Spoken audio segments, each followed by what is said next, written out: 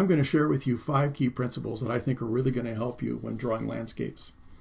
At the end of this free lesson, I'm going to show you how you can save big on my latest landscape series, and then also take advantage of the 5 free pencils that come along when you order this set. But first, let's go ahead and take a look at those 5 key principles on drawing landscapes. Objects in the distance and background are often more obscured by distance and atmosphere. It's really important to realize that you have a lot of leeway. Some variance is just fine, such as the mountains, front and back. It's nice to have that irregular edge that gives the variety of terrain, and also the trees that are different sizes. Without getting too detailed, we want to be able to create a value instead of trying to outline things, which would really take away a lot of our opportunity to show distance from one object to the other. We want to be able to show that they're separate. But again, in drawing this, you want to make sure that you just feel comfortable with the fact that you can free up a little bit. You don't have to get every little tree. In fact, if you did do detail in the trees and got too carried away with that, you'd probably start ending up with something that's going to be distracting. It's not going to convey that this is in the distance. Kind of influenced by the fog. We would just have something that would become almost an edge and be a contradiction to what we have in the foreground. We want most of our detail to be there. So again, we can enhance distance. And you can see how now that little mountain in the front is developing, it becomes just a natural environment, things that we're used to seeing. It's just not something that's odd because we tried so hard and we felt obligated to do all the little trees, but we can just do them very generally. As long as you're not making an outline, we can keep that in the foreground and push the other mountains back. We're also creating some extra graphite on the paper, and I think that's going to be really handy in this particular instance, because we have clouds and fog, and we want that detail in the mountains to be obscured. The farther they go off into the distance, the softer they'll probably appear too. So the one in the front probably has a little bit more of an edge and detail. But we can take our cotton ball now with that extra graphite, and we can use it to soften up some of the grain of the paper even, and make sure that there isn't too much focus on any one detail, as long as we're keeping it with a clean edge to value instead of having it blend into the background. A brush is really handy. That brush or the cotton ball is very soft, and it doesn't damage or influence the surface of the paper. And so it becomes a tremendous advantage, again, to take advantage of the graphite and to cast it into areas where you might want to lighten up something. And now that there's tone in there, you can maybe make a little lighter portion of the cloud, or brighten up the fog that's coming down behind that foreground mountain. Great opportunities as long as you know how to use your tools and when and what you're trying to accomplish. So I think these important principles, if we go over them like this, become just an opportunity for us to become aware and start looking for these things. Another important principle is everything gets smaller as it moves away. And as it goes into the distance, they appear smaller. Although we're talking about big mountains back there, they're still much smaller than they would have been in reality. And we have the furrows of that, farmed land, a little country road that's getting smaller as it goes off into the distance and over the knoll and disappears. All these things are the same principles that are played out in our everyday life as we're in a room or in our yard or everywhere we look, there's perspective. So our minds are trying to assess where is something. And as soon as we start adding some of these important principles, we have the opportunity to solidify what we're looking at so that it starts making sense and actually adds such a wonderful interest to our drawings. And again, without getting carried away with too much detail. Something like this could be detailed to quite an extent, but on the other hand, look at how the general application of these principles, starts playing out. Variation again. I'll probably mention that several times, but the variation, it's just the way it is in nature. It's the way it is usually naturally. You're not going to have just straight lines and looking like it's manufactured and then fabricated out there. It's something that is conforming to a natural environment, conforming to nature. So again, if we have the principles down, it's going to make sense, even though we don't have every detail incorporated. And you notice that value is starting to make a big difference. And things just like the trees I mentioned a little bit ago, they don't have to be as detailed, but things usually become darker as they come into the foreground when we're looking at a light source like this. The light's in the distance, the fog's there, things that are actually taking advantage of the light and almost making a glow. But in the foreground, we're going to see things without all that obscuring, that possible diffusion, and so they will get probably greater in value. Another important principle is recognizing the direction of your light source. I think that's important, again, regardless of what you're drawing. When I'm drawing a portrait, I always want to know where my light source is so that all my shadows and everything else starts making sense. And then when we establish a source, you'll notice that it is going to have a perspective to it, just like we have in any other part of this drawing. I've laid some pencils out so that we can see the direction, and you can also see the contrast. If we didn't pay any attention to a light source and we just randomly put pencils on there, it wouldn't make any sense. So we don't want a one light beam or a shadow to conflict with what we are creating in another area. Otherwise, it's going to just, again, just create such a conflict that it just won't make sense. But you'll notice that every one of those beams will change a little bit in angle because of where we are in relationship to that shadow. So perspective is going to play out each and every time. And watch that these trees will become a little bit darker as we come forward. We want them to be somewhat diffused because they're in that gathering of the light where the sunbeams are going to be coming through. But as they come forward and we get on this side of the light, then we're going to have more of a silhouetted tree, just like that, the bigger one there that we're going to add. But again, this brings consistency to our perspective, our distance, helps us to be able to realize what we're looking at in the background is way off, almost giving it an ethereal look, where we can imagine what might be there. We don't necessarily have to see it. And then the shadow that's being created from the tree, you notice that it's conforming to the terrain. There might be rocks and little furrows and bushes or all kinds of different things. And this is all adding to the realism, the feeling like you're there, instead of just trying to have a concept sketch where you have a few lines and you are trying to tell people what will be. It's starting even in the simple level, starting to really look like we're becoming part of this environment. We're looking at it. That's the exciting part about this too. Now you'll see the pencil being used like this is just a reminder.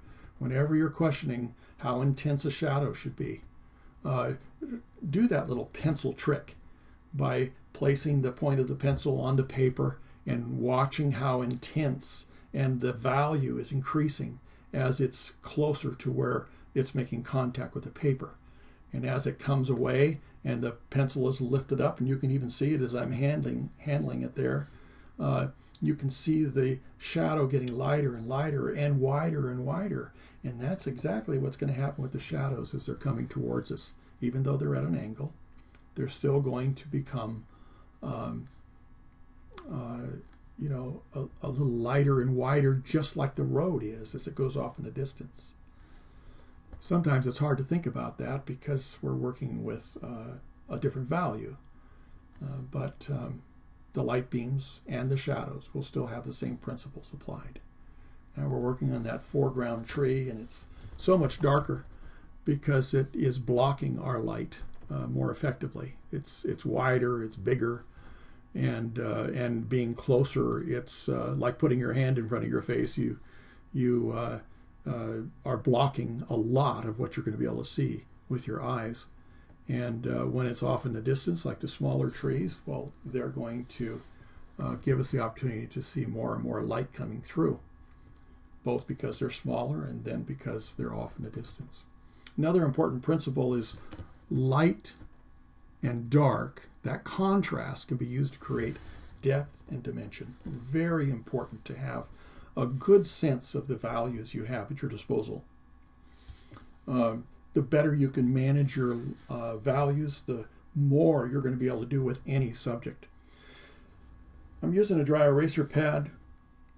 We can go ahead and kind of pinch it. You can't really see that. I have it in my hand, and you can see that. It's pinched into a narrower place, but it has soft edges. It allows us to do something that isn't such a precise streak through there, because again, the light is being diffused by the atmosphere, and doesn't have a clean edge in this case.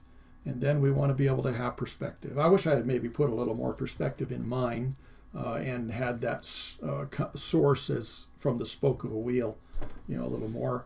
But still, these are things to think about. And you don't want to get too exaggerated with some things because it'll look odd and bring attention, to the wrong thing. And we don't want to just disregard the rules, because we're going to end up by creating conflicts, just like having those pencils representing sunbeams and having them all different directions. It just wouldn't make sense because we'd have to have several different light sources. But when we have this contrast and we have that graphite, we can create sunbeams by taking away something instead of trying to draw it. And that gives us the opportunity to not see the trees through that streak of light, and it's all diffused much better, and it's like it's real. Now we can keep adjusting a little bit here and there, but you want to remember too, this is another important principle, things in nature are rarely uniform. They just are more random and varied. Again, it should help you feel more comfortable about how you are going to be able to interpret your drawing, because you don't have to be so exact. Now, let's look at some of the principles in the drawing that I did for this project. And we'll see again that this little video didn't go as far, but we can see that I was able to even brush some of that extra graphite into the sky. Now, naturally, more could be done, but look at how the mountains, they get softer as it comes down to the fog. And so we have contrast. This is maybe a little darker mountain in the foreground than it is back there. The foreground here and this horizon in the foreground, or halfway in between, is a little darker than this. And yet we watch the trees. They should be getting just a little bit darker and a little bit darker until we get to that foreground tree, which is really obscuring the light, blocking it from our view. And we just see the effects of light instead as it comes from behind somewhere through the trees. Now again, these things, you could take these things much farther, still be very general with the principles, but we still have solid perspective going on here. And those are things, again, that surprisingly, they even show up on a face when you're drawing a portrait. If we don't have perspective, things become, oblique? I forget what the term is, but without perspective, it just becomes a mechanical measurement, and there's no depth and dimension to it in a real sense. Because even when we are looking at a face, there's perspective depending on which way we turn our faces. It may not be straight on. We may have one eye in the distance on the far side, a little smaller than one in the front. Maybe even one nostril is bigger than the other one just because. And so we have our center line changing and all those things. But we have so many wonderful Principles, well, that's so many. Really, it's really very simple. We don't have something that is going to be so complicated, but this gives us a chance to isolate some of those, use them in a very effective way, and come up with something that you can really feel good about. It might be something that you decide you want to hang on your wall, and demonstrate how principles, and not always the detail, can become extremely effective. We can create a mood. We can have something that makes sense in our minds compared to what we normally see. So, hope you enjoy this project if you choose to work on it, or if you do another landscape or anything else you're drawing. Try to think about some of these things. This is a good opportunity for us to, just get them isolated so that we can identify them, and you'll be surprised at how many times this is going to play out again, in regardless of the subject. I think art in general, it's therapeutic. It has a lot of experiences for us to just relax, and also to project us into an environment that we may not have an opportunity to be in. Maybe we want to remember something, or if we're working a hard job in an office or a factory or whatever we happen to be doing, it's really nice to be able to have some time to just experience a different environment, and realizing that you can actually create this to give the emotion and the feeling that you'd like to be able to convey is not only for you but for others as well. I just think it's really a wonderful opportunity that we have to create and to express something that is just a better place. I think one of the things that I have the opportunity to do in helping you is not just to say, well, 1, 2, 3, go, and you're on your own. And I know that people have talked about classes that they've had that's pretty much what happened. Maybe somebody walked around and told them, oh, you might want to put a tree there or whatever it is, and that's all valuable information. But I like to try to explain things, but also to show you. And I want you to be able to see the results and have the opportunity to try it again if you want to, and again if you want to. And each time you can add something new that you've learned, but even on its simplest levels, the most basic levels, I would hope that this gives you the opportunity to say, that was worth it. I really enjoyed that, and look what I've done. You can show it to somebody and see whether it takes them to a place that either you're thinking of or that they imagine and remember. It's always exciting to be able to tell you we've actually finished another DVD series. We work so hard to get these out, and it takes a lot of effort and time, and so when we finally finish it, it's nice to be able to really let you know. And this one's from our studio classes. It's called Morning Mist, Landscape Drawing Simplified, and it's now available in a 4 DVD set and or a digital download, which will save you the shipping. And for a very limited time, we're making it available for just $59.95 instead of the $99.99. That's 40% savings if you can take advantage of that soon, because it's, again, going to be a limited time. Plus, we're going to include a free set of Blick Studio Professional Drawing Pencils, the 5 that we use in the 5-pencil method classes, and that's going to come with every order. So this, again, is only available for a short time. I don't hate to have you if you had hoped to be able to get it. We're going to try and make sure that everybody can see and hear about this, but it'll only be for a short time. There are, again, 6 classes in total. We're going to have a few critiques from some of the students, and it's going to be over 10 hours of drawing experience and, I guess, insight. I'm going to do my best to try and explain things to you and give you the opportunity to get started on maybe even something brand new. I know how hard it is and how intimidating it is to look at a blank piece of paper and maybe not have the experience, or you just don't know what to do. It's really an intimidating thing. And I want to try to encourage you to let me help you. I want to do everything I can to explain and to show you some things that will help you start off with that first step. Then we'll add another one and another one. I want you to realize that you too can do some of this, and it'll just keep improving all the time. So go ahead and click on the button just below this video. Let me go ahead and take your hand and pull you into this experience and give you the opportunity to realize something that you may have always wished you could do, and now here's at least an encouragement and an opportunity to do it. I just think that a lot of times we don't realize what we can do.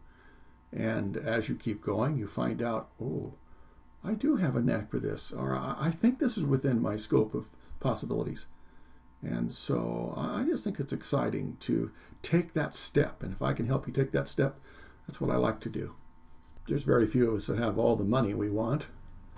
And when you go to purchase something that seems like it's a lot of money, I try to think about myself when I'm purchasing a set of pots and pans. I mean, I'm going to be using these things for years.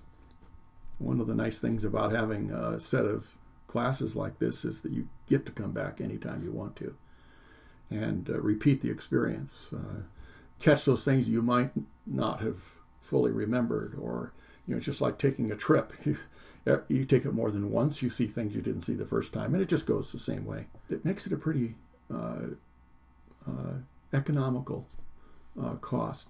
I don't always like to be in the position of selling my stuff, but I think that really when you get down to it, I'm glad for the opportunity to be able to create these. The 5-pencil method team, all spends a tremendous amount of time putting these things out, and yet we always try to keep them as economical as we possibly can, and giving you a long-lasting experience.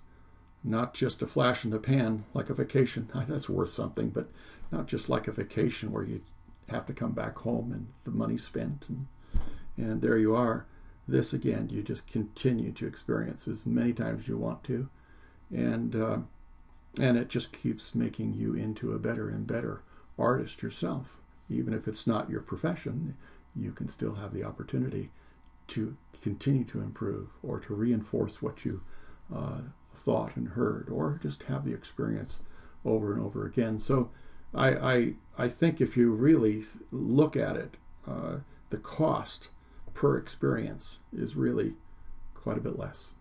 I think if you're ever questioning whether you have any creative ability, again, this is a great opportunity for you to start seeing that you can have results. It should be something that isn't so intimidating. And I think a lot of people don't express themselves in art because they're scared. They don't know what to do. So if you have just been influenced by the great pictures you've seen somebody else do, and, I don't think I could even draw a straight line, here is an opportunity for you to be able to go ahead and express yourself at whatever level that you might enter the project. It could be so basic, so simple, and then you find out what can be accomplished in its simplicity, and you might just want to go further, or again, like I said, do it again and again. If you're just in a situation where you've maybe it's grief therapy. I've had many students that have come into my classes over the years and lost a loved one or had some terrible thing happen, and have used it as an opportunity to get away and just experience something positive, something else. Maybe it was that place that you remember as a child, or you share it with somebody at some point in your life, or that moment that you were all by yourself and were so inspired. Might depend on your livelihood, your workspace, or your workplace. Wow, I'm in a studio right now that isn't that big. I have other places to go, but I'm going to be drawing something that can take me beyond these walls. I just think the possibilities are endless, and I think that each one of you, of course, I'm just making suggestions, but I think each one of you have an opportunity to not only have this opportunity to get out of yourself or your space and do something you never thought you might be able to do, and have a feeling and a almost a deja vu, like you've been there before. And you might be able to do something that interprets it a little different, something that was maybe even more ideal than you remember, taking some of the basics a little further. It's a wonderful thing about art. You can add a different sky. You can add a tree. You can put a little stream or whatever it is in a drawing. And anyway, whether you're a child or you're retired, I want you to be able to have the opportunity to say, you know what, one thing I'm glad I did. And that was I picked up those pencils and I actually did something about it. It's real easy to procrastinate on actually fulfilling your dream. There's so many people I meet that say, I wish that I had drawn years ago. And it's easy to put it off, have it out of sight, out of mind, forget, you get busy, get distracted, and you may not capitalize on this opportunity. So go ahead and take that opportunity now and click on the button just below the video.